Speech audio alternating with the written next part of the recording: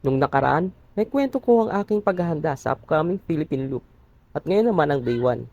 Lilisanin ko na ang isla ng Bohol.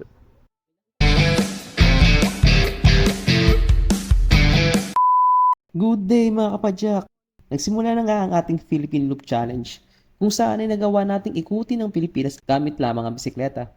Ganap na alas 4:30 ng madaling araw ay tuluyan ko ng nilisan ng Panglao International Airport. At dito opisyal kong binuksan ang pahina ng pakipagsapalarang ito.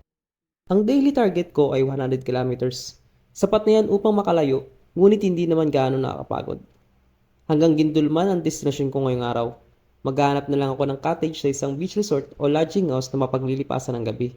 Madilim pa sa mga oras na ito at wala pang masyadong bukas na almusalan. Kaya minabuti ko na lang nalampasan ang Tagbilaran at Bacalayan.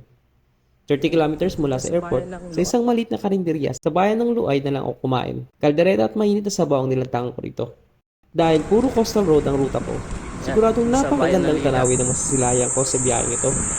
Nadaanan ko rin ang mga bayan ng Lila, Dimiao, Valencia at Garcia Hernandez bago makating ng hagda, kung saan ako nananghalian at nagpahinga saglit upang palampasin ang tirik ng araw. Sayang, wala akong kuha ng litrato o video rito sa Plaza de Agna. Ang ganda at ang aliwalas pa naman sana dito. Isa sa di ko malilimutang refreshment sa Bohol ay ang tinatawag na ng fruit salad. Sa malamig ito ng pinaghalo-halong prutas at gatas.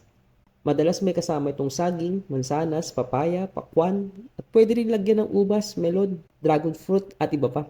Sa halagang 10 pesos hanggang 25 ang siguradong papatid ng uho mo.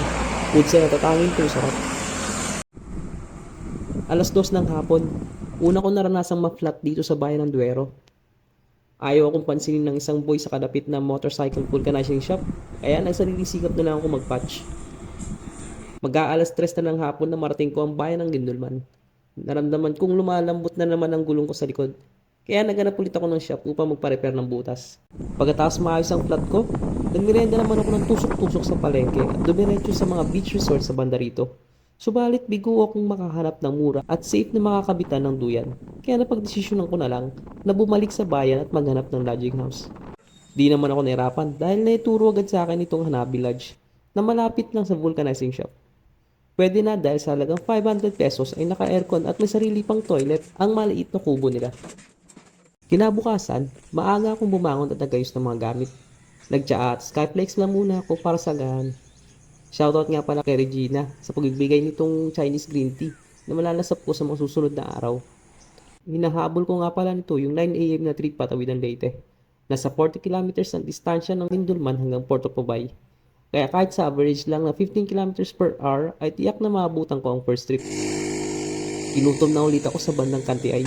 Kaya binanatang ko naman tong biscuit na pabao ni G. Pero di pa rin nawala ang gutom ko kaya naganap na rin ako ng karinderya.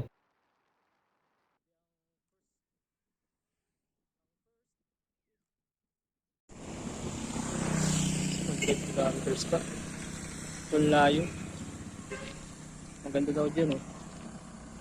Panoramic view. Tourist spot din. Sayang. 8:30 na ng umaga na marating ko ang Port of Ubay. Samantalang ang unang trip from Ilongos, Leyte ay 9 AM, sakay ng Leopard Motorboat Service.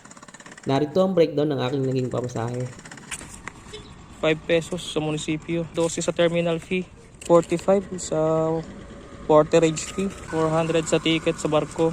200 bayad ng bike. Sa bayad pala. 9:30 AM nang makalis ang bangka. Medyo nakakalungkot iwan ang isla ng Bohol. At the same time, nakaka-excite dahil first time kong nakatawid ng dagat kasama ang aking bisikleta. At ang mga natatago pang challenges na kakaharapin sa mga susunod na probinsya at araw. Abangan nyo naman mga kapadyak sa susunod na video ay paglalakbay ko sa probinsya ng Leyte. Laging tandaan, ride free, stay safe, enjoy, and be humble. Paalam!